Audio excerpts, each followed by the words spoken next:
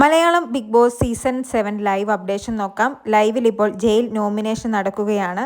ഈ 10ാം ആഴ്ചയിൽ ജയിലിലേക്ക് പോകുന്നത് 7 വോട്ടുകളോടുകൂടി ലക്ഷ്മിയും 5 വോട്ടുകളോടുകൂടി അനീഷിനെയുമാണ് ജയിലിൽ പോകാൻ വേണ്ടി എല്ലാവരും കൂടി തിരഞ്ഞെടുത്തിരിക്കുന്നത്.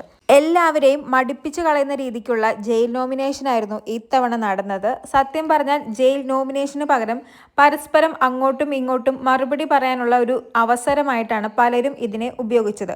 അതുകൊണ്ട് തന്നെ ഒരുപാട് സമയം നീണ്ടു നിന്ന ഒരു ജയിൽ നോമിനേഷൻ കൂടിയായിരുന്നു ഇത്.